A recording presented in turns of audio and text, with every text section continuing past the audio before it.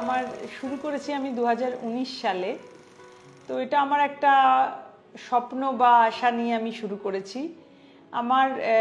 এটা আমার লাইফই বলতে পারেন যে আমি একজন ইনফার্টিলিটি স্পেশালিস্ট। আমি আমার পেশেন্টদের এবং আমার কাজটাকে আমি খুব ভালোবাসি, খুব প্যাশনেটলি করার চেষ্টা করি।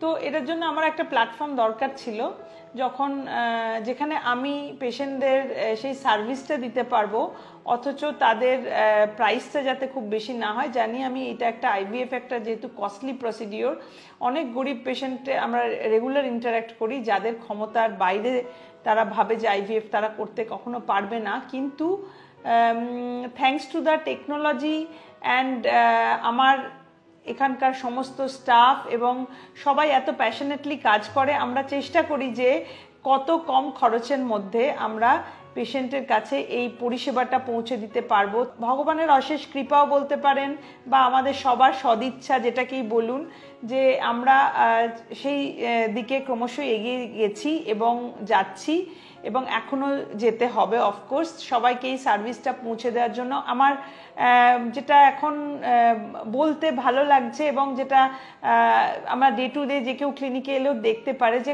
কত গরিব পেশেন্ট প্রত্যন্ত গ্রাম থেকে আমার কাছে এখানে ট্রিটমেন্ট নিতে আসে। তাদের আদারওয়াইজ দেখলে তাদের কিন্তু কেউ বলবে না। তারা যখন গ্রামাঞ্চলে আবার প্রেগনেন্সিটা নিয়ে ফিরে যায়, তারা সরকারি হাসপাতালে গিয়ে ট্রিটমেন্ট করায় এবং তখন সেখানেও তারা একটু সবাই অবাক হয় যে এই পেশেন্ট কিভাবে আইভিএফ করলো। তো অফকোর্স আমাদের ফুল অঙ্কুরের টিম সবসময় আমরা হেল্প করার জন্য সবার কাছে আছি। যখন যেভাবে হেল্প লাগে, কারুর বিভিন্ন রকমের হেল্প লাগে অনেক সময়, তো সব রকমভাবে আমরা তাদের হেল্প করার জন্য অফকোর্স দ্য মেন হেল্প হচ্ছে আমাদের তাদের প্রেগনেন্সিটা বানিয়ে দেওয়া। বিকজ তারা একটা কষ্ট করে, আমি বুঝতে পারছি তারা অনেক কষ্ট করে টাকাটা জোগাড় করে আনেন এবং বিলিভ মি আমাদেরও ফুল টিমের সবসময় এটাই থাকে যে সবাইকে আমরা একবারেই কিভাবে প্রেগনেন্সি পজিটিভ করে দিতে পারি। কিন্তু সেটা সবসময় সম্ভব হয় না। সবাইকে একবারেই পজিটিভ করে দেওয়ার চেষ্টা করি, কিন্তু সবসময় সম্ভব হয় না। কারুর ক্ষেত্রে সত্যি ডিফিকাল্টি খুব থাকে, আবার কারুর ক্ষেত্রে অত ডিফিকাল্ট থাকে না। কিন্তু একবারে হয়ে যাওয়ার সংখ্যাটা কিন্তু আমাদের অনেকই বেশি এবং সেইটা আমরা সবসময় মেনটেন করার চেষ্টা করি। তার জন্য ল্যাবরেটরির দিক থেকে যা করার, ওষুধপত্রের দিক থেকে যা করার করি।